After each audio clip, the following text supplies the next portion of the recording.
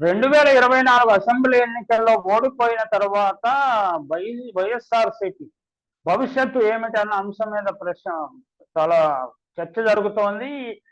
అంటే ఈ పార్టీని మరింత బలహీనపరచడానికి, ఎన్నికల్లో ఓడిపోయిన 40% ఓట్లు వచ్చాయని ఈ పార్టీని ఇంకా బలహీనపరచడానికి రకరకాల ప్రయత్నాలు జరుగుతున్నాయి.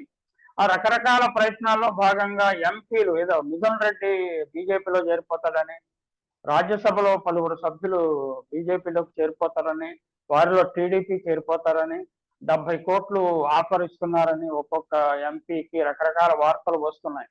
అయితే ఈ పార్టీని బలంగా ఉంచడానికి కార్యకర్తలు, పంచాయతీ స్థానిక సంస్థల నాయకులు, ముఖ్యంగా కొన్ని వర్గాల వారు పట్టుదలతో ఉన్నట్టు కనిపిస్తున్నది. ఇటీవల విజయవాడ కార్పొరేషన్ లో జరిగిన స్థాయి సంఘం ఎన్నికల్లో మొత్తానికి మొత్తం మెజారిటీ ఉన్నది. మొత్తానికి మొత్తం సీట్లను లేక పదవులను వైఎస్ఆర్సీపీ కాంగ్రెసే గెలుచుకుంది.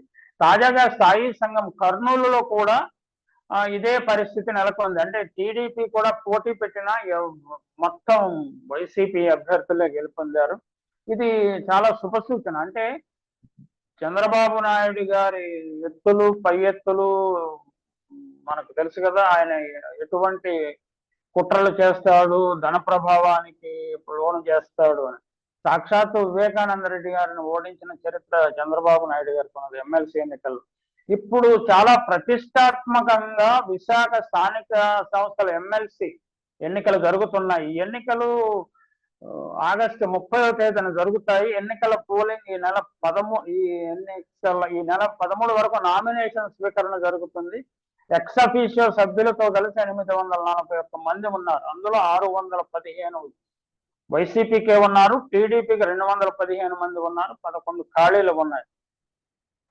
ఈ ఎన్నికల్లో అభ్యర్థిగా, వైసీపీ అభ్యర్థిగా సీనియర్ నాయకుడు, మాజీ మంత్రి బొత్స సత్యనారాయణ గారు నిలబెట్టారు. బొత్స సత్యనారాయణ గారు ఎమ్మెల్యేగా ఓడిపోయిన, ఆయన సతీమణి విశాఖ బొత్స ఝాన్సీరాణి గారు ఎంపీగా ఓడిపోయిన, మళ్ళీ Botsa is the most powerful and influential leader అని భావించి పార్టీ వైఎస్ఆర్సీపీ బొత్సను రంగంలోకి దింపింది. బొత్స గెలుపు ఓటములపై ఉత్తరాంధ్రలో వైఎస్ఆర్సీపీ భవిష్యత్తు ఆధారపడి ఉంటుందని చెప్పవచ్చు.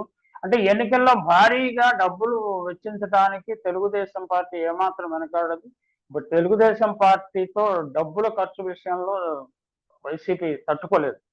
కాకపోతే అసలే ఖర్చు పెట్టదా అంటే ఖచ్చితంగా ఎంతో కొంత ఖర్చు పెట్టవచ్చు. కానీ ఇప్పుడు ఈ అంశాన్ని స్థానిక సంస్థలు, జడ్పీటీసీలు, ఎంపీటీసీలు, ఈ ఓటర్లు ఉన్నారు కదా, వీరందరూ చాలా జాగ్రత్తగా గుర్తించాల్సిన విషయం ఏంటంటే, రాష్ట్రంలో, ఆంధ్రప్రదేశ్ రాష్ట్రంలో